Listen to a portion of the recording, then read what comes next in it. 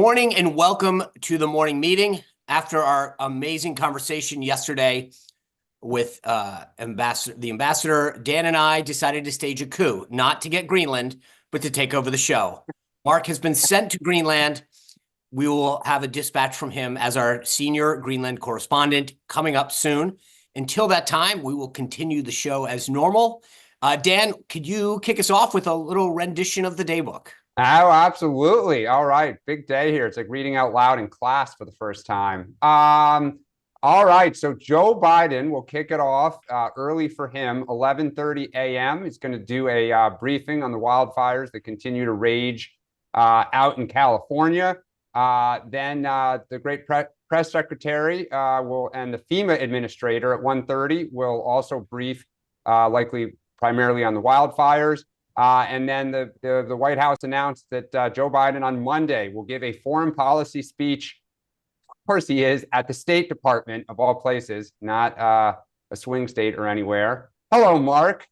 Dan, you're doing great. Keep going. All right. Kamala Harris. Oh, I wish I got the usual internal briefings and meetings, but no, at 11:30 also, she will join the president for a briefing on the wildfires. And of course, this is a little near and dear to her as she is an LA resident. And the briefing, we'll be having in-house pool spray at the top. So we'll see if either of them take questions. Donald Trump today, I think we'll talk about this in a bit, but a historic moment at 9:30, a virtual sentencing in his New York case. He will also, of course, have meetings at Mar-a-Lago. I imagine we will hear from Donald Trump at some point today. Probably more than just Donald Trump, perhaps J.D. Vance, and I'm sure Elon Musk as well. J.D. Vance has no official public schedule at this time. The Supreme Court will hear. I can safely report that he is in the area. Okay, all right. That is good to know. That I'm sure Sean's streets are all cleared, salted. You know, probably the best, most beautiful streets in the area. Well, let's just be clear, like. His street is cleared. Yes. And then today, for my kids, I'm sure will actually care about this. The Supreme Court at 10 a.m. will hear oral arguments in the TikTok case. I am not yet on TikTok, other than to monitor my kids at times. But this will be a big deal. So with that, let me bring back in our senior correspondent. Yes. Hello, everybody. Hello, thank you for that, Dan. I think I'm going to just pass that over to you now on a regular basis.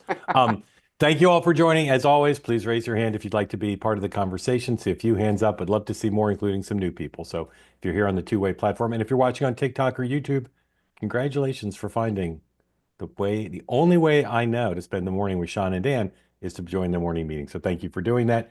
As always, peace, love, and understanding. We're going to talk about some things today that may veer away from peace. But as always, we have the presumption of grace for all, for all the justices, all the governors, everybody. We love everybody. All right. Sentencing of President Trump will be occurring, if it stays on schedule, during this program. We'll update you at the bottom of the hour when that begins. Two things happened yesterday of significance that led to the prelude to this decision, this event today. One is the Supreme Court, 5-4, including 2 Republican-nominated justices, ruled against Donald Trump. I proved why I never predict judges, justices, or juries, because I was wrong. I thought they would intervene and stop the sentencing. Here's what Donald Trump said in reaction to the Supreme Court ruling. Please roll 101. And they called for an appeal. So I read it, and I thought it was a fair decision, actually. So I'll do my little thing tomorrow. They can have fun with their political opponent. As you know, I'm under a gag order from a judge. This is a first. So, Sean, why is Donald Trump being so gracious towards the Supreme Court that ruled against him? I have 2 theories on this that are tangential to each other. The first one is, I think his lawyers told him, look, this is really stupid. This is nothing. You've had a great, don't get upset about this, right? There's nothing you can do. So my guess is that, knowing that Marshawn has already expressed that this is basically just a PR stunt show, like there's no real sentencing aspect of this. And second, this goes to my bigger and broader point, and it ties into like the funeral yesterday. there is a sense, I've said this before, after 2016, we faced these legitimacy headwinds. You saw it at the funeral yesterday in plain sight. Like, he is now part of the club. There's an acceptance, not just an acceptance of Donald Trump, but a celebration of him, a welcomeness of him. People are coming out to the inauguration, donating to it, wanting to be part of it. They're not quit. I mean, and I think part of this is that his team reminding him, dude, you're having a great day. Don't upset the apple. Best friggin' mulligan of all time so far. Yeah. So to me, I just think this is an overall mindset of how he's going into this vastly different than 16. And this is why I continue to believe that you're going to see a very, very different Donald Trump, both on Inauguration Day in terms of the speech that he gives, the tenor of that. And I think the first 100 days, he's not looking for the fights that he got last time. But I've really spent a ton of time thinking about this because it's so fascinating. And I'll be honest, I'm a bit jealous.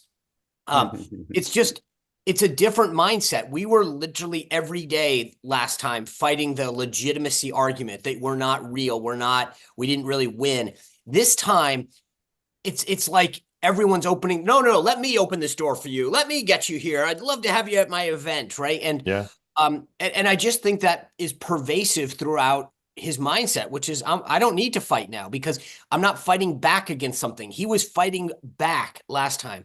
This time, he's going with the flow. Yep. Dan? Yeah, I'm not sure Democrats are celebrating Donald Trump, but I did presumption of grace to Sean. I know what he means. I think there's admiration. There's an admiration that the guy, everything was thrown at him and he still won. So I think, kind of like game respects game. Like when I watched Obama and others kind of giggling with them, it's like, hey, like kudos. Yeah, as you said, you've joined the club officially. You're now a two-time president, even though different than most people. And I just think for the sentencing, like, look, as a Democrat, and I've said, I think some of these cases were total political hit jobs. They would never have been brought if Trump were not running. I don't think that's true of all of them. But this one in particular, I know they went after John Edwards on something somewhat similar, but the way that it was kind of not pursued and then all of a sudden it kind of came back to life and was the first case. It's just ironic that it's ending with Trump about to assume office. Trump is kind of laughing it off.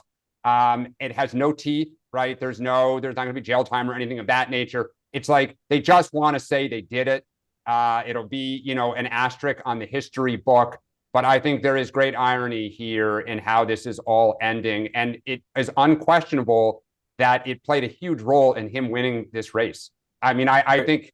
Yeah. We were going to talk about the fires, and we are not minimizing the impact of the fires. We'll talk about them, but you guys both raised things about Donald Trump that we were going to get to. So we're going to talk about the fires in a minute, but let's talk a few more things about Trump. I'll add two more things to the list, which are a little bit speculative, but I think are even if they're not Trump's intent, I think are a factor, just a part of the mix here. One is he's going to need the Supreme Court on other stuff. And there's just no reason to antagonize him when, as Sean, as you said, there's no good to come of it. The other is, I think that this is an under discussed thing.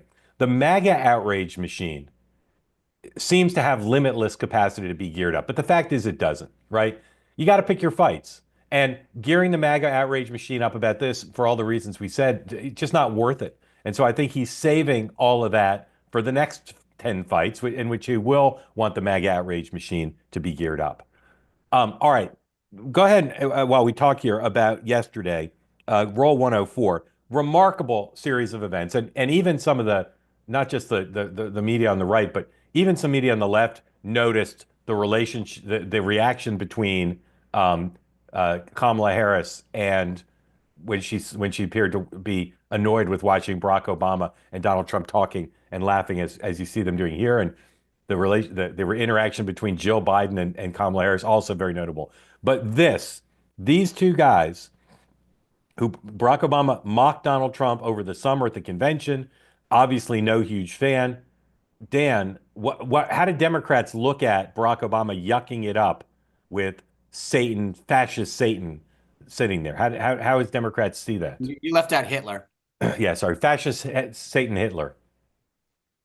I think on one level, Barack Obama has always seen himself as kind of above politics. Like it's a little beneath him, right? And I think this kind of reminded some people But not at the convention. He wasn't. Yeah, right. He will still be a team player for the biggest of events. And I think the fact that Michelle Obama was not there yesterday, she has not gotten over some of this. But I also just think, to what I said before, like, he respects it. I mean, I think he fully respects that Donald Trump came back, that Donald Trump won. And, you know, look, I think Trump respects Obama, that all the stuff he threw at him, all the, you know, the attacks that Obama faced, he too got reelected. And I think when you do that, there is a little like, you got some game, I got some game. We're never going to face each other, but we both are, you know, one of only 5 people up here who have done this. And so I think, look, I think most Democrats have moved on. I really do. Like, I think they're depressed. They don't know where we're going. They're frustrated. But I think almost every Democrat has a grudging respect that Trump pulled this off. Yeah. So Sean, I would say, let me just ask you a question to tee you up here, and then say whatever you want, of course. thank you. I'm inviting you to speculate. It seems to me possible, even if this wasn't Obama's intent, that this is part of the effort of Democrats to say, you know, we're not at the barricades, we're not to the mattresses. Like, let's give this new guy a chance, this new old guy a chance. You see some Democratic senators saying, you know, we're going to oppose him when we disagree, but we're no longer in the demonization game, because that doesn't work. Yeah, so a couple things on this. One is, this has always been Trump's ethos. I want to get, you know, everyone, oh, why does he want to meet with Putin or Kim Jong-un? He believes that no matter what, no matter who you are, and that's what, same thing with reporters. I'll get you in the room. I'm going to win you over. I just need that one-on-one time. I'm gregarious. I'm fun. I mean, like, and it's true. He's one of the most charming people in the world, one-on-one, and he can disarm people in an amazing way. So that's number one. Number two, to Dan's point, look, this is assigned seating. This wasn't like Trump and Obama went off in the corner and hung out. So there is a level to which I get we do what we do. We analyze this. And I mean, I literally have had so much fun being like lip syncing this thing and being like, so anyway, Joe says to me, I could win and Obama's, I mean, like I've had so much fun with this. But at some level, we've got to remember, I mean, this is like, we've all had those situations at church, at a wedding, at a random dinner party where you're sitting next to someone and you're just a human being and you're nice. And and like I said, I spent a ton of time on my show last night talking about it. So I love this thing. It's fun because this is what we do. Yeah. But at some element, it's literally like the dude sitting here, I'm sitting here, we're just chatting and we're two presidents. Okay, you know who didn't get that memo is Karen Pence. Well, I would say so, but right. She I mean, Obama could have pretended to read the program. He could have talked to Bush. Right, and he could have also just been like, hey, that's enough. Yeah. Gotta pay attention. But I think the other thing is, look, I thought that conversation in itself was phenomenal. Like just watching it, trying to guess. Phenomenal. But the one that really intrigued me is when you watch Kamala Harris coming in and Mrs. Biden, literally the look that she gave her was, I mean, you might as well have put a sheet of ice between the two of them. Nobody talked to Kamala. The look that she has when she turns around and looks at Obama like in disgrace, like how dare you talk to that man? But then the look that Mrs. Biden gave Kamala when she came in, which was like, I'd rather be sitting with Trump than you, was, I think, pretty telling. And we saw that at that Veterans Day event as well. Yeah. Like there is unbelievable. I'll let people pick the word, but they are not going to be sending greeting cards to each other. You know, what's interesting, Sean, at the veterans event, when people made that point, I was like, oh, come on. Like, I'm sure it's not, you know, whatever. Yeah. They were just trying. But the fact that it happened twice, I'm like, ooh. But she did briefly hold her bag, right? Yeah. She briefly held her bag, then passed it back. I don't know. I'm glad I invited you to speculate. We don't really know. But my reporting is that there is a frostiness now, and including amongst the staff to some extent, and that there's lots going on with the fires and with the canceled trips and with the Biden farewell speeches. And my spidey sense says that is not the last we have heard of these themes. One point on that's interesting, because you mentioned the canceled trips for both of them, both Harris and Biden. Overseas trips, yeah. The overseas trip, Biden was going to go to the Vatican, and Harris had several country trip planned. But this gets back to something that we talked about a while ago, which is if you leave the waning days to throw out all of your legacy issues, this is the kind of fraughtness that Exactly. calls it. Exactly. And I will be interested to see what happens Monday, Tuesday, Wednesday, because he went off to the State Department. He's trying to, like, he's now going to have to squeeze things in awkward ways that he wasn't going to in the past. Yep. And I will be interested in the next 5 days. And particularly, by the way, we need to keep an eye on next weekend, because I will, if I were Biden's team and you really wanted to throw out a ton more pardons and all that kind of stuff, I would do it Saturday and Sunday. Yep. I agree. I think that's what's going to happen. I think a lot of people in the press who think they're going to be spending the weekend going to fun parties better be ready to pick up their MacBook Airs, because they're going to be filing pieces. Dan. Yeah, I just wanted to add, because I see it in both chats here, this idea that, like, you know, it's very phony because Obama savaged Trump during the campaign. I will just remind people, Trump savaged Obama for, you know, the last 15 years, including something called the birther movement. So look, both sides were gracious. Both sides understand that in politics, you say and do a lot of things to try to get an advantage and win a race. And I think both are big enough to say, ha, ha, ha, you know, you won, I won. The exception that proves the rule is if you're Karen Pence and someone cheers for the death of your husband, that's apparently a bridge too far. Right. Yes. Well, and the thing that I thought was odd, by the way, and again, respectful, like, one of the things that I loved, and I know this sounds corny, that I loved about yesterday was the pomp and circumstance and the protocol that still exists in our country. You know, the vice presidents standing when each of the presidents went by. That's just, there's something it's sad that it's the case. But, you know, when I was a kid, you know, I walked to school both ways, but, you know, you got up when the teachers came into the room, and I love the sense that there is still a sense of protocol and tradition and deference. 100%. And again, just for people who are going to, you know, go after me, I get it. That Trump's not a tradition and norm guy, but that doesn't mean I can't be. Yeah. You know, Dick Cheney wasn't there, but the Quayles were there. Al Gore was there, and the Pences were there. And I know most everybody's focused on the presidential row, but the vice presidential row was fantastic as well. Oh, yeah. And I got to mention before we move on, the single greatest moment of the whole thing for me was when Bush chest thumped. I mean, I loved that. You know, one of my favorite Bush lines of all time is when he said in the convention, he said, well, two things. It ain't bragging if you can do it. And he said, you know, and people say, I swagger. In Texas, we call that walking. And he was in that full mode. I couldn't get enough of it. That guy is just pure entertainment. You know, and again, that gets back to like he can get away with that. Obama accepts it. Like, it was cool. Yeah. Nobody was offended by it. And again, it's just. All right. I said it was last. Oh, sorry. Go ahead. I apologize. No, I'm so excited about this. One crazy thing is, which couple was not involved in any of the drama? The Clintons, who are normally front and center in all drama. They were just like off to the side. You know what? The funny thing is, to your point, Mark, I got to tell you, if of all the people that were probably jealous of that, you know, in terms of the seating chart, Bill Clinton's on the far end, and I'm thinking he's sitting there. Can I switch seats? let me in on this. I want to go back with the vice presidents. He was dying. Exactly. I have to talk to Hillary the whole time. The whole thing. I've watched it like 6 times. I'll be on a loop this weekend. All right. One of the things we've talked about here, which again is not a navel-gazing media thing, but the Trump administration's relationship with the legacy media, the dominant media, whatever you want to call them, is an incredibly important part of how this will go. And on one hand, there's been talk of changing the seating in the press room, not giving access to traditional news organizations. We'll see how that plays out. But one thing I'm Mark, can I again, without that's not going to these guys are not stupid. They're smart. They're professionals. There may be some changes, but no one's getting kicked out. Access may, but I had this discussion. We'll see what the changes are. It's going to be greater access.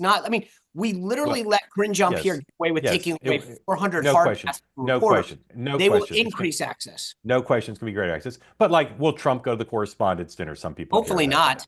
I know that's what you think. All right. So one thing I'm a student of is when Trump officials get profiled, right? They rarely cooperate with them. And to the Biden people's credit, and I say this as a reporter who wants access, they didn't do either, right? They didn't cooperate much either. It's all about the principle. It's all about the policy. Staff profiles are almost always too close to the sun. You can go read a bunch about Sean Spicer, and they account for the fact that I'm on the morning meeting. Exactly. You're hugely successful. Susie Wiles has cooperated now with 3 stories that I know of. One in the Atlantic over during the campaign, then with Axios, our friend Mark Caputo, and then with the New York Times profile. And I'll say 3 things about that, and then I want you guys to say again, thinking forward to what does this say as a case study? What does it say about where we are? One is Susie gets really good coverage. If you go read some profiles of Susie Wiles, they're generally pretty positive. And Sean, I'm going to want you to start by saying why you think that is. 2, that Times piece was so untendentious. Like wrote about January 6th, wrote about some things that are negative about it. You know, the headline raises the question of whether she can survive. But the overall tone of it, the overall balance of it, Elizabeth Buellmiller, very experienced reporter, is pretty positive. And then third is this question of access. Like, why is Susie cooperating with profiles? Is it because she's the first woman chief of staff and she feels an obligation? Does she want the attention? Sean, start with the question. Why does Susie get such favorable coverage for a Trump person? Well, I think for 2 reasons. One is because she doesn't give out a lot of access. And so people realize, hey, if I burn her, and she's a likable person. She tells the truth. Yeah. She's intelligent. So it's not, she hasn't burned any bridges. She's not contentious, right? So I think generally she's a well-liked, well-respected person, and the profiles reflect that. That's number one. Number 2 is she doesn't seek attention in any way. And you saw that the night of the election when literally she wouldn't even come up on stage. And you know, that's normally you do it just because he asks, not because you seek it. He'll call you up and you go up to the podium. So I don't think people look at her as like they respect the fact that it's few and far between. That being said, I am intrigued. You know, Mark Caputo is a special case. Yes, it was Axios, but he's a very well-respected, longtime Trump reporter. So and he was between gigs. So I'll give him but like the idea that it's been Axios, the Atlantic, the New York Times is a bit concerning from a conservative standpoint. But it also goes back to my big point that I was trying to make before about changes. Like, all of these hand-wringing from the mainstream left-wing media is nuts. I've had this conversation over and over again. Look at the access that's been given to a lot of these people, including we talked about this the other day, the first question at the press conference that Trump held was the New York Times. These guys are manufacturing a faux controversy. But for all those reasons, I think Susie gets great attention. And I think the bottom line is, the other thing is that is the bottom line. Look at what it's different. Susie has succeeded. And I think that's very different in a world of campaign managers and chiefs of staff that have tried different tactics. She has withstood multiple storms. And I think there's a level of, okay, like what are you going to say about her? I mean, she's been successful. Yeah. 2 things, Dan. One is, I can't tell you the number of Democrats I've heard from since Trump won who've dealt with Susie Wiles, who really are impressed. And not just about her skill, but about what a nice person she is. And then second is, do you think that there's going to be pressure on the media to not do this? Like, do you think Democrats will give Elizabeth Buellmiller a hard time? Or is this part of the glasnost that we're going through with Trump world in Washington? Oh, I don't think they're going to pressure her. I think this is about what we said regarding the funeral. There's admiration, grudging on the left that he won. And by all accounts, even Trump's, she played a significant role in that. And as Sean said, she's a genuinely nice person. I had some experience with her when she was at Ballard Partners. She doesn't raise her voice. She's a straight shooter, right? That's been true going back for 15 years, people have said about her.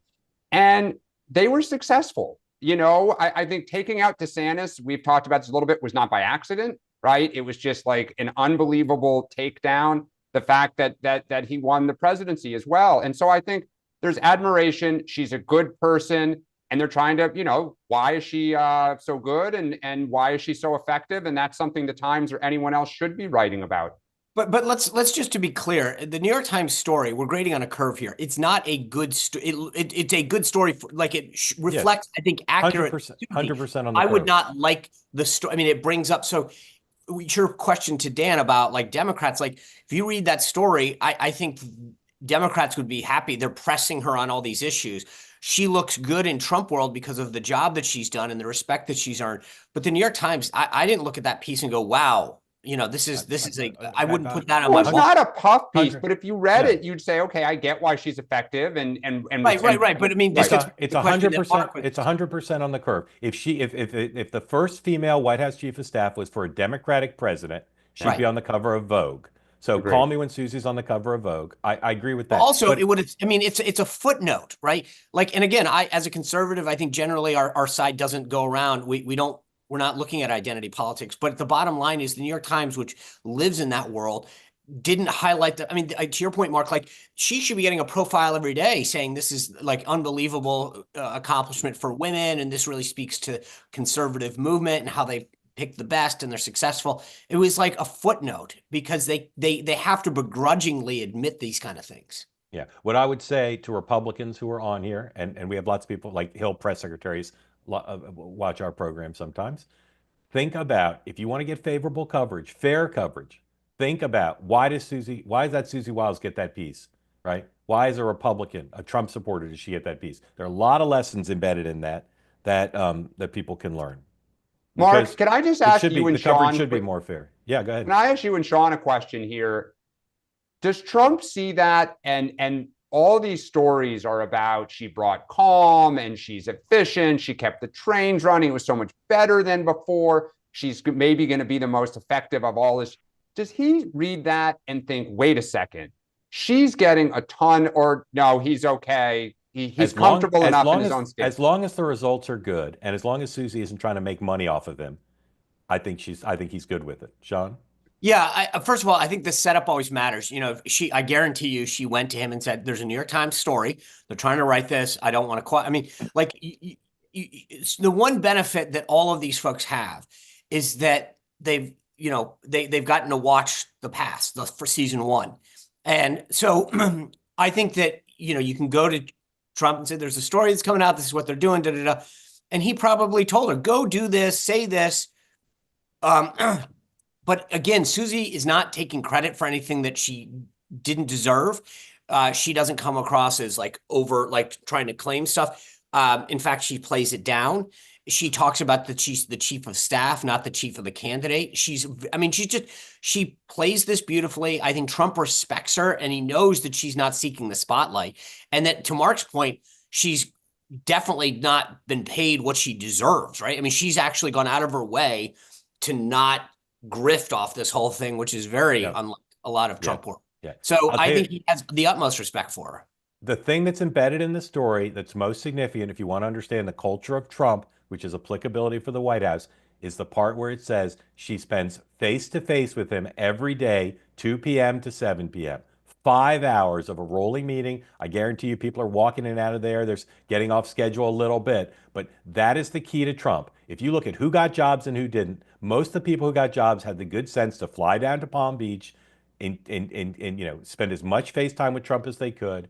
That is why the big question for me about Musk is, does he move into the Lincoln bedroom and have the FaceTime he's got at Mar-a-Lago? Because Trump is all about, he's not a big texter, he's not a big emailer.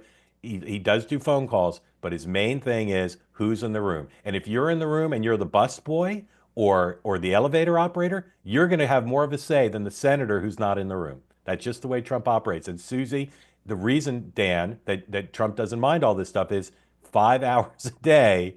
And same on the campaign. Susie had the good sense as a campaign manager to get on the plane. Most campaign managers say, I can't be on the plane. It's too inefficient. I need to be in the office. Someone else get on the plane. Susie got on the plane because that's how you have influence with Trump. That's how you have the confidence of Trump. That's how you get the kind of coverage. But I will say this one other thing, having watched people in the past try to manipulate this, is that being able to spend 5 hours in the room with him and not get blown up constantly is a huge feat in itself. The idea that she's been able to do this day in and day out. And I think what's also mentioned in that story, and this gets back to this idea, is that she knows that she's not there to fight every battle. Like she knows how to let Trump be himself and exact his will, and she knows the battles to pick. And I think that's something that a lot of people haven't been successful at. So in television or whatever this is, there's a practice where the anchor will kill out something that's in the lineup because they're short of time.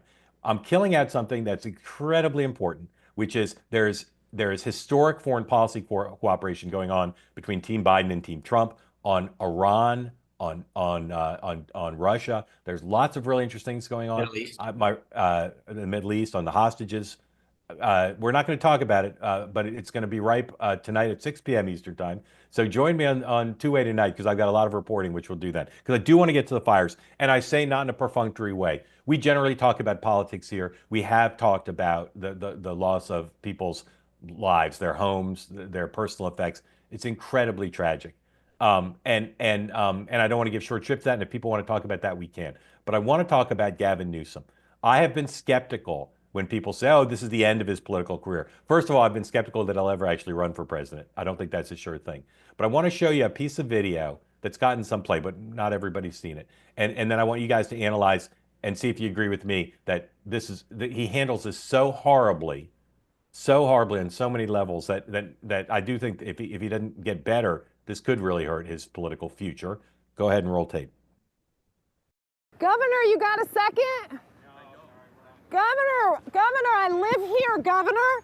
That was my daughter's school, Governor. Please tell me what you're going to do. I'm not going to hurt him, I promise. I'm literally talking to the president right now to specifically answer the question of what we can do for you and your daughter. Can I hear it? Can I hear your call? Because I don't believe it. I'm sorry. There's literally, I've tried 5 times. That's why I'm walking around to make the call. Why is the president not taking your call? Because it's not going through. So Why? I have to get cell service. So let's get it. Service. Let's get it. I want to be here when you call the president. I appreciate it. I'm doing that right now. And it's to tell his constituent, I can't get cell coverage. Like this to me, the signal that sends is just, in this kind of crisis, horrible. Dan. Yeah, I mean, you always want to be projecting strength and control, and that was the opposite of both of those things. I mean, a little presumption of grace. He is literally in the middle of the storm there, and someone runs up, and of course, then she's like, "I'm going to stay because I want to hear the phone call." Look, I think blue bastions are reeling, whether it's New York City, Chicago, Los Angeles, in the state of California, state of New York. Crime and safety, kind of city services, woke, issues, DEI, kind of tax rates and residents going to Florida or Texas or Arizona. Blue bastions are on defense, and its leaders are reeling. Kathy Hochul, J.B. Pritzker, and this is front and center. And that was not a good look on a lot of levels. The mayor being gone, her press conference, we aren't showing it, but I would not, I'd put that in a case study of what not to do, the way she handled that press conference, the way she answered things, when she was greeted at LAX, was horrible. The way she just sat there staring off into the distance like, you're annoying me, while you can see the smoke, outside of LAX. So it's a rough time, and I have a feeling you'll see some people pay a pretty steep political price. Can I just, as a staffer at heart, and Dan, obviously, by the way, I see Governor McCroy on I think that to me was horrible staffing, horrible staffing.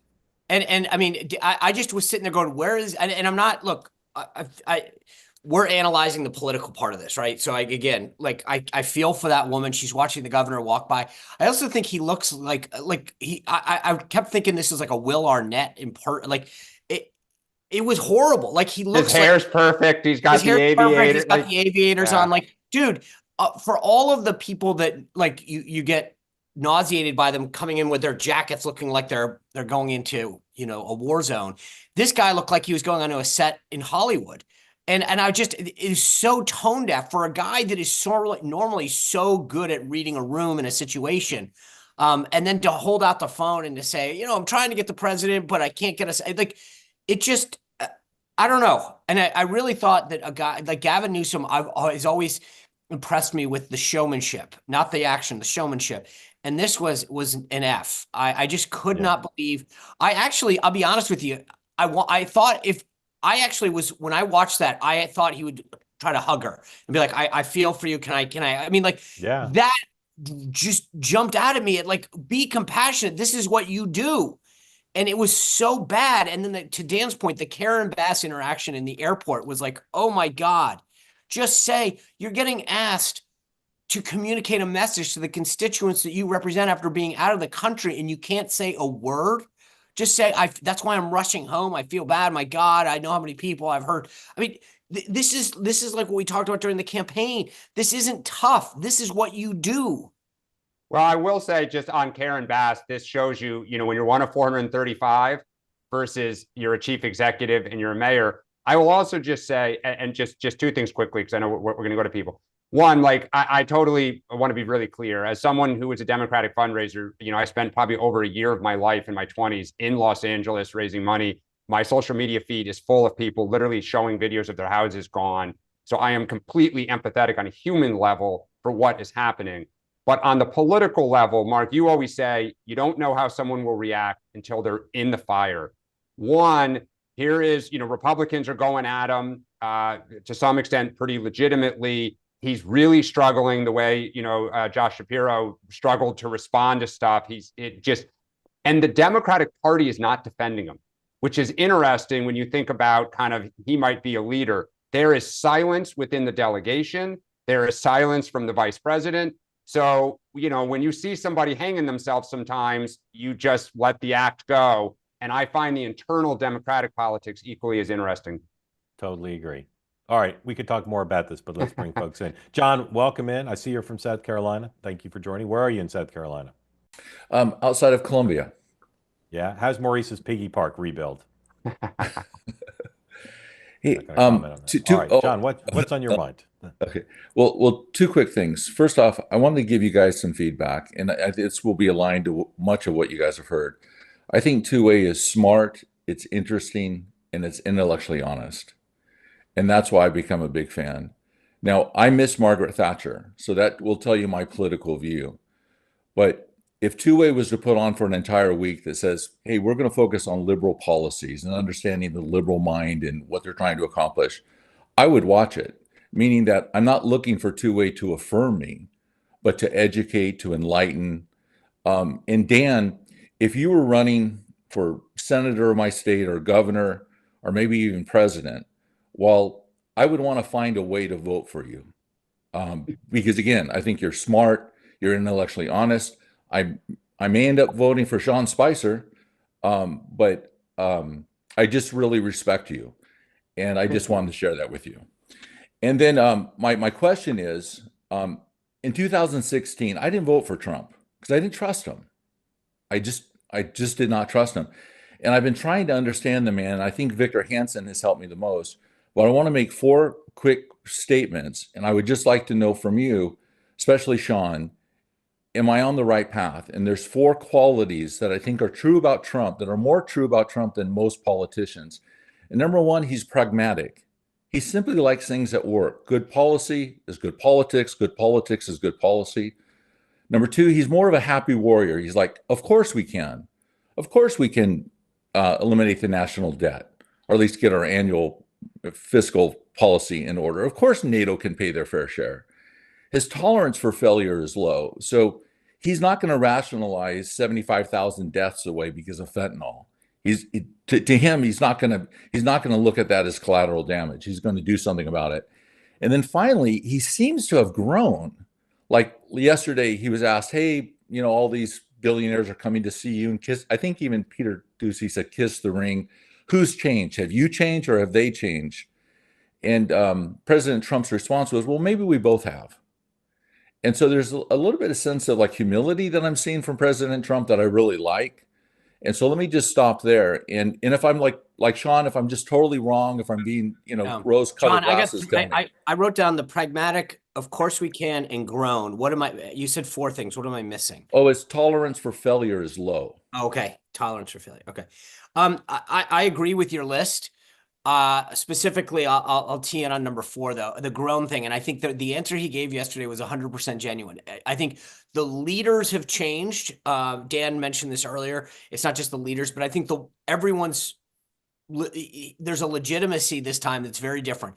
And it goes back to something I said earlier, that Trump he fights back, and we faced enormous headwinds in 2016. And so he had this instinctive reaction to, okay, I've got to fight you back. The media, the establishment, corporate America, et cetera. Like, you don't think I'm legitimate? Let me show you I'm legitimate. I'll fight you. This time he goes with the flow. Trump is, I will just say this, a very transactional person. You treat him kindly with respect. He will treat you kindly with respect. It's not a very tough room to read with him. But I think that to your last point about the groan, I'm convinced that two things are driving this. Number one, 2 assassination attempts on anybody's life will make you reflect on life in a way that I don't think any of us possibly could fathom, right? You think about yourself, your family, your time on earth, everything. And then 2 is I don't think enough has been written about what the last 4 years have meant to the movement and to Trump. The ability to think through, like there are days when months after leaving the White House was like, oh my God, I remember that moment and da-da-da. Things are going so quick in the White House and on the campaign trail. You don't have time to think, to process, to reflect.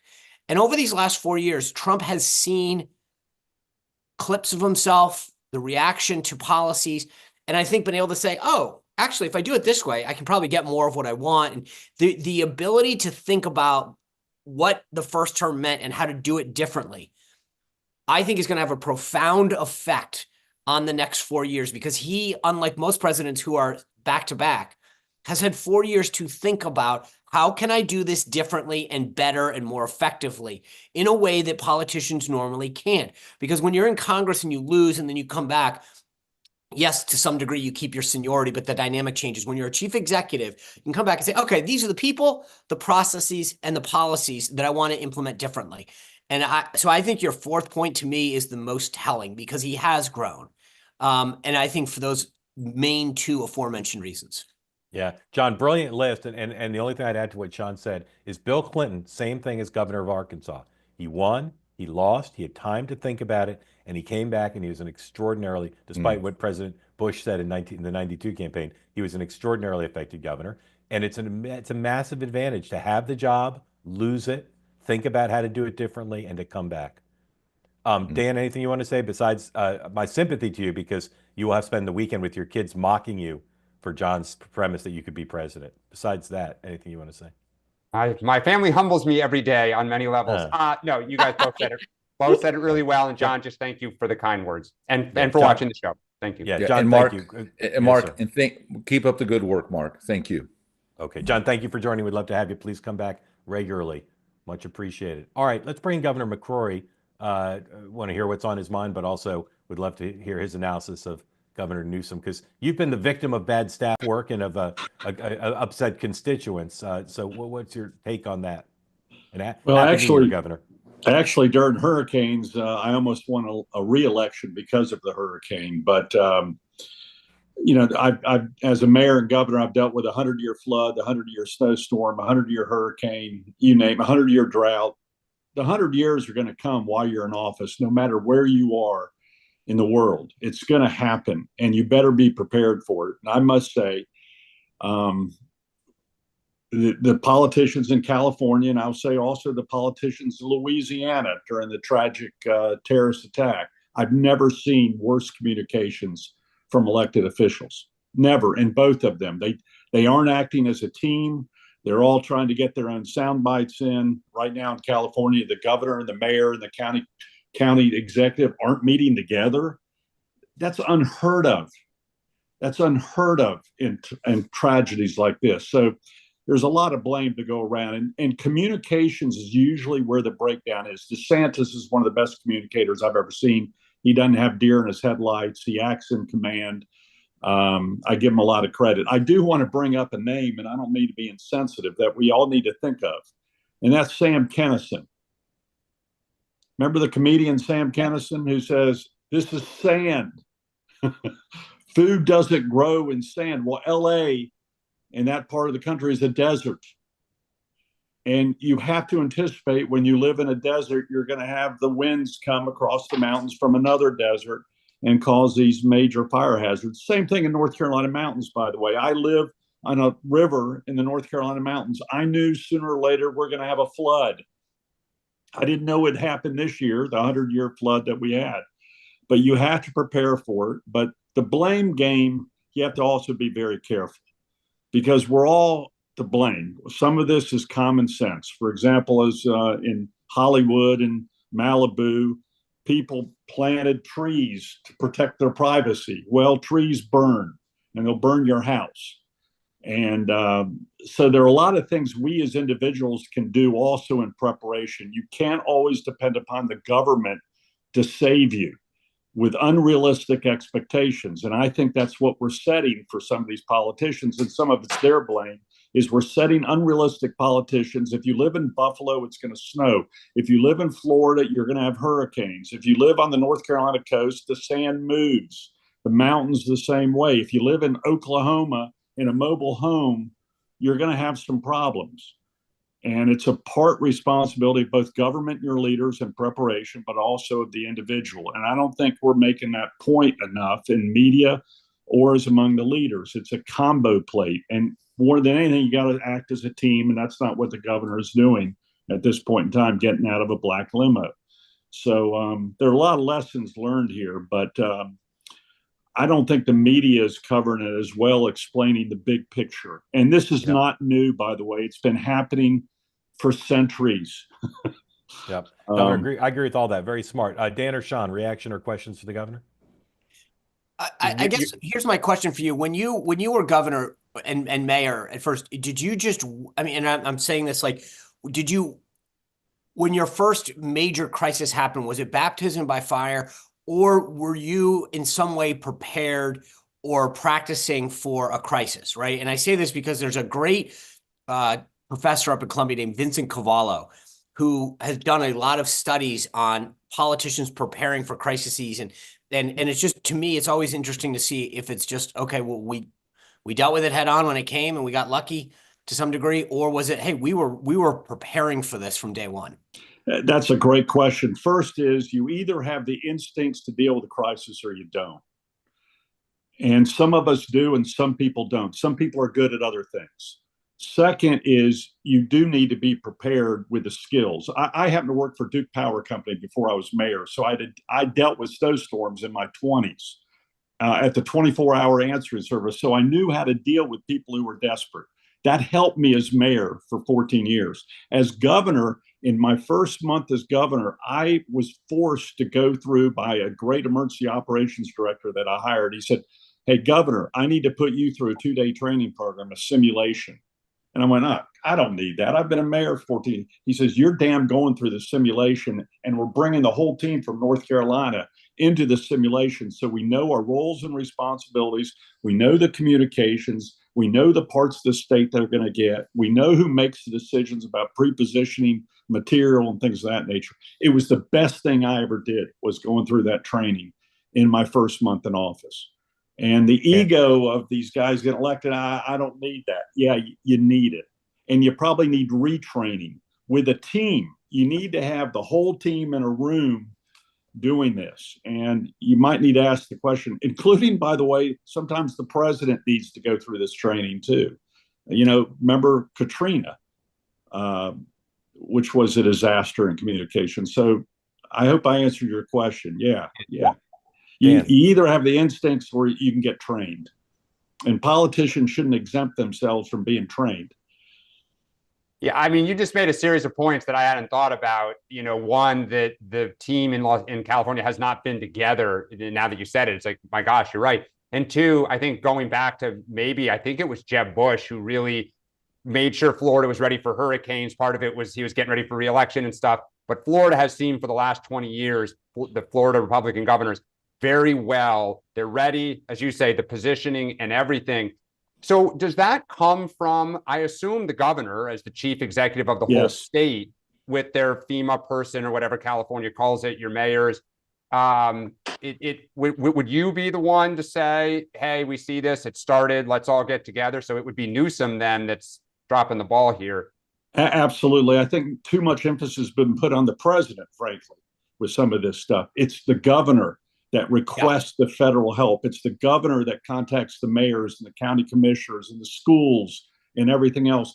But usually you've already had that communication line in place beforehand, so everyone knows what the rules are and where the lines of authority are, even in a press conference. Before I ever did a press conference, and I brought out a crowd, and I had a very tough hurricane, Hurricane Matthew, where we had 28 people die. in floods in their cars. Before I did a press conference, I made sure we had the lines of authority on who was going to say what and who was going to answer the question, who controlled the microphone, who was in charge. And sometimes it's the mayor, sometimes it's the governor, sometimes it's the police chief during a homeland security or a tragedy. You have all that clear before you go in those microphones. And it might be right beforehand. You know, I had an emergency. One of the things office. that one of the things yesterday, there was another clip that went around, Newsom engaging with Anderson Cooper, and he gets asked about the lack of water and water pressure coming to the fire hydrants, and he goes, "That's a local issue." And I mean, again, the level of continued tone deafness to literally say, you know, to your point, when I listened to the press conference yesterday of the emergency response folks and the water authority in California talking about why certain water wasn't getting to certain aspects of the Palisades, I think it was. And she's talking about like, this is an inherent problem. And the idea that if, to your point, you know the land that's there, you know the frequency of earthquakes and things like this, fires. The idea that you were like, yeah, we've known about this. Like we knew it was going to be a problem is even more problematic. The idea that you would. I'll mention one other thing that's not in the equation that the media doesn't bring up. The most important partner during a tragedy, natural disaster or homeland security is the private sector. Usually the water systems are run by the private sector or have a play in it. The Verizons of the world, the cell towers are the first thing to go out. And here we saw the governor couldn't get cell.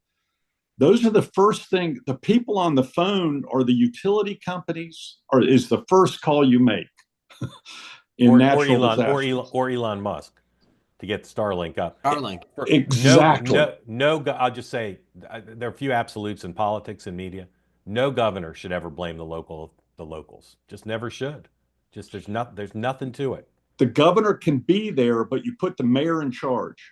The governor is there if it's a local issue. And I had that as a mayor and I brought the governor, but as mayor, I controlled the press conference. I said, I'm working with the governor.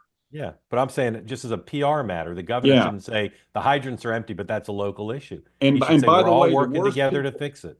Well, what's amazing is a press conference is a senator or a House member, with all due respect, because they have nothing to do with the operations. Right. Yeah. And so here we are. It's a real delicate balance. Except they can help get stuff from DC.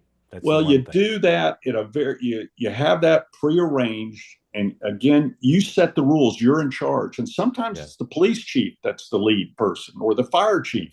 Yeah. I mean, it's amazing. It's Friday, and they still everything you've said is still. You know, there's like blame instead of solution, or, you know, I hear you were working on it. Like it's still finger pointing and everything.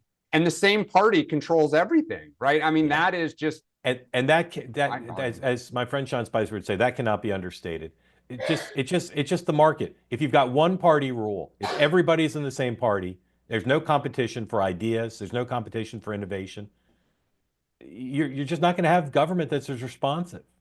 And you've got to have a mayor or someone around the mayor or governor or president who knows what questions to ask about not only the past, but the future. Okay, what are the damn next steps we're going to take?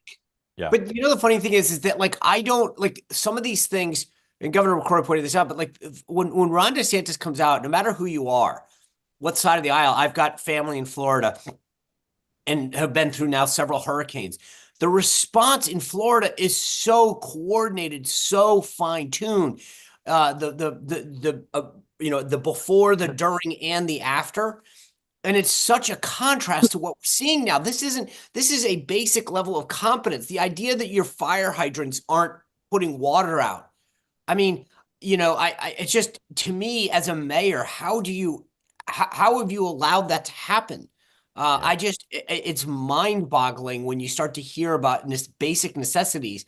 And Newsom's answer was, you know, these are supposed to be for like a single house fire, not a big one. It's like, well, you know, this is what you're paying. This is what you're paying your directors to do. They're supposed to be operations people, not the policy people. Yeah. And what we lack in government is a lot of operations people day to day, and the day-to-day people probably knew that was going to be a problem all along, but they didn't want to bring it up. Or there's Susan, welcome in. Thank you for joining. Tell Tell folks who don't know where you are what's on your mind. I am from Florida, Central Florida, and what's on my mind is this morning on International Intrigue's email, they reported that China is sending a top envoy to Trump's inauguration. And I hadn't heard that reported anywhere else. And I was wondering, since y'all are in the know, are there any other countries sending dignitaries to Trump's inauguration? Great question. I heard this morning that Netanyahu was planning to come, but now isn't. I don't know if that's the case. As you probably know, Susan, President Trump, in a very high-profile way, invited Premier Xi to come. Yeah. Sean, do you know, is anybody actually coming? There was one yesterday, one foreign leader, and I literally, as Susan said this, I was going through my head. I think it begins with an M, who it's indicated that they were going to come. I don't know if it's a head of state or head of government, though. Yeah. The entire Greenland Parliament has been invited. Just kidding. Just kidding. I don't know, Susan. We'll look into it. I'll promise an answer as best I can at 6 o'clock if you'll come back and watch two-way tonight. But I don't always know. watch you at night. Okay, Yes, I'll watch both times. I'll try to find out. Dan, do you know anybody coming? Thought the head of Brazil had said that he'd been invited and accepted, but I hadn't heard, like, I'm definitely coming. Yeah. I thought I saw that. All right. Great. Susan, we're on it. We're on All it. right. Thank you for raising it. Thank you for reading that Okay. international intrigue. My friends there will be very happy. Robert, welcome in, New Jersey and Pennsylvania. Thanks for coming. What's on your mind, sir? So speaking about all the changes in the media and everything, and I take an educated view with regard to Tucker Carlson and everything, but I've run out of tinfoil with regard to making hats for all this J6 stuff. And has anybody seen the Clay Higgins interview where he's gone on and talked with Tucker about the hundreds of FBI people that were involved in the January 6th issue? I mean, this is a guy, Clay Higgins doesn't seem to be unserious or like a conspiracy theorist or anything. And you're talking about media, you're talking about access, you're talking about podcasters. And, I don't want to front run all the J6 pardons because I know we're trying to be as coincidental as possible here. But wow, I mean, if any of this stuff, has anybody seen that interview, or is it just me, or am I imagining this? I've not seen it. So if your question is about that, we'll have to take a pass because I don't think any of us have seen it. Okay, I mean, I would definitely look that up. It's not long; it's 10 to 15 minutes, and I mean the extensiveness in which Clay Higgins, who's in there in the Judiciary Committee, is talking about how much either FBI personnel, supported personnel, informants, etc., that were involved and pre-involved in January 6th is stunning. All right, we'll look it up. Robert, thank you. Sorry we can't address it because I don't think any of us have seen it. All right, new year, but another opportunity to enjoy some quality time with Diane. Diane, welcome back. Thanks for joining. Happy New Year to you. Unmute, please. Happy New Year. Tell folks who don't know what extraordinarily important state you come from. I'm from Iowa. Yeah, that's why I said extraordinarily important. First in the nation, we like to call it. Welcome. Happy New Year. What's on your mind? Well, one of the most famous two-way guests said that everyone has like one thing that they agree with Bobby Kennedy about.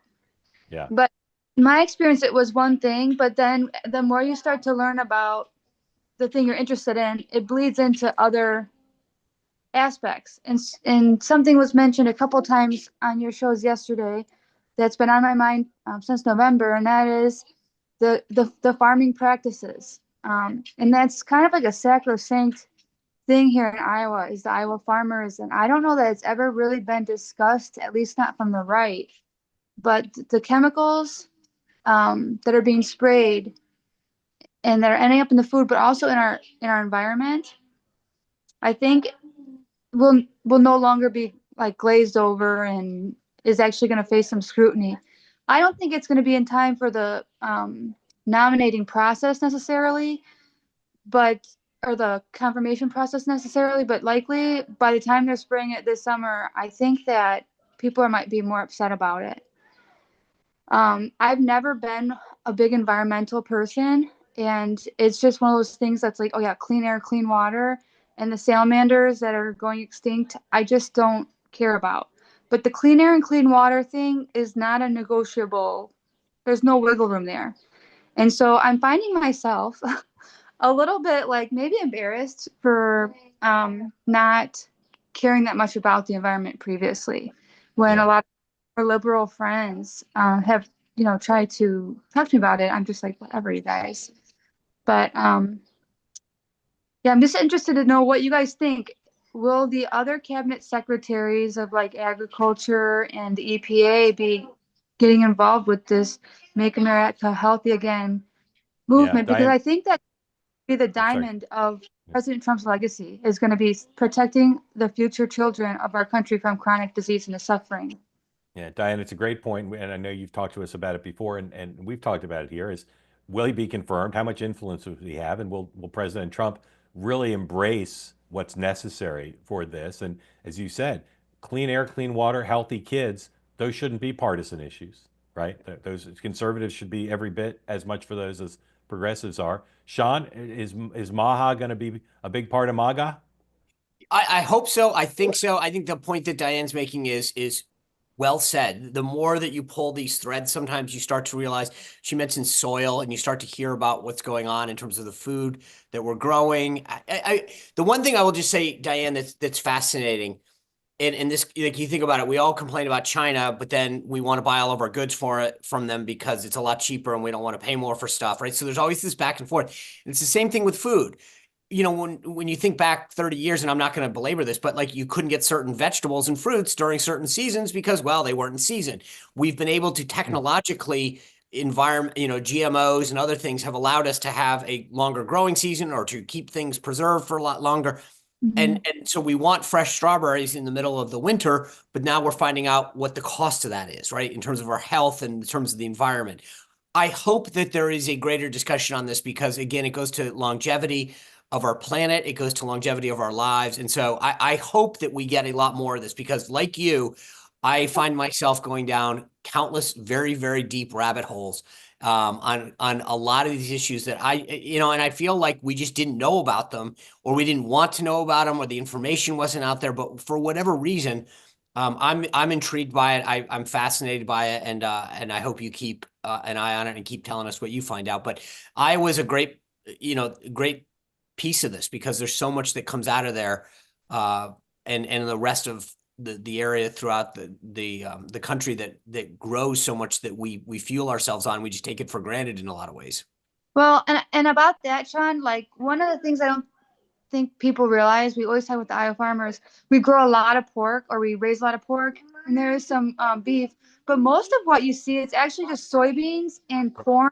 That's not sweet corn, that's like field corn. So it's like ethanol, it's like feed, and it's like for seed oils and other things. It's really not like necessarily like a huge food production operation when you're driving down I-80, so right. I don't, we're seeing that food in the grocery stores, I guess what I'm saying. So yeah, except for my bacon.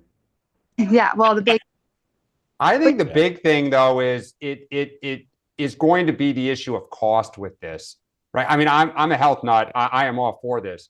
But if you strip out some of these more inexpensive chemicals, right, you're still going to have to use something. And I worked for a member of Congress who famously was very into this issue. And we went to see the ranking member and got a lot of pushback, because some very influential caucuses in the party said, if you execute this, costs of food are going to go up pretty substantially if we have to, clean all of this up. So while I probably could afford it and would cheerlead this, I think what hasn't really been discussed yet is, are Americans willing to pay higher costs for their groceries to achieve a healthier outcome? And I think it's a great public policy question. Hey, Sean, this relates to the natural disasters too. I mean, what we're not covering is, we're saying the fires are so much worse than ever before. Well, we have houses that weren't there 50 years ago. We have where we used to have small houses, we now have mansions. We have cars burning. These weren't around. So the fires are worse because we're all hypocrites. We're moving to where the nice places are and the nice views are. And that's just human nature. We want good food at cheap price. Right. Yeah. We want cheap goods, cheap food. Yeah. Governor, thank you for being with us and sharing your expertise on all of that. We always love having you on. And Diane, thank you for joining us as well. Always love having you as well. So in the hearing, in the sentencing hearing, so far we've heard from the defense counsel. We've heard from Donald Trump himself. Judge Marchand is speaking at this hour. We're going to go off the air without knowing the conclusion. But the good news is at 6 o'clock Eastern time tonight, we'll have full coverage on two-way tonight. So join us then.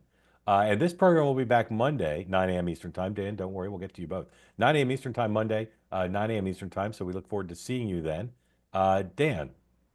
I don't know if we have another element. For what purpose does a gentleman rise? I rise to pay tribute and honor to our esteemed host. He has a very special day coming up this weekend. Won't say what number he may or may not be celebrating. But Mark, on behalf of all of us, we are all incredibly grateful and thankful for you. We hope you have a wonderful time with your family celebrating this milestone. We hope that you have a great weekend. Thank you very much. By coincidence, my son's birthday party is on my birthday. So I'll be celebrating with 70 second graders at the Museum of Ice Cream, which is where every 60-year-old man I've been there. His birthday. Thank you for that, Dan. Sean, you don't need to talk about my birthday, but what's on your mind? Happy birthday. I have a great show tonight, 6 o'clock, on drones and the national security threat that they pose. If you want to switch back and forth, you're welcome to it. But it's interesting. Or watch back to back.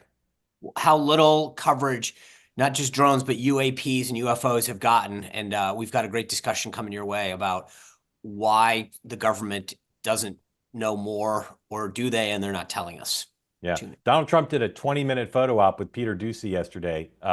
That's on camera. You can see it on YouTube. And one of the topics they talked about was drones. And he said, once again, there are drones all over Bedminster, all above Bedminster, and he's going to get to the bottom of it. So I look forward to the Trump presidency's drone policy. And I look forward to your show tonight. I'll probably watch it while I'm doing my show. At a corner of my eye.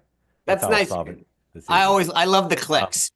Thanks everybody for watching. Thanks for the people who participated, including the governor. We'll see you Monday morning, 9 a.m. and I'll see you tonight, 6 p.m. Eastern time for Two Way Tonight. Have a great day. You too. Have a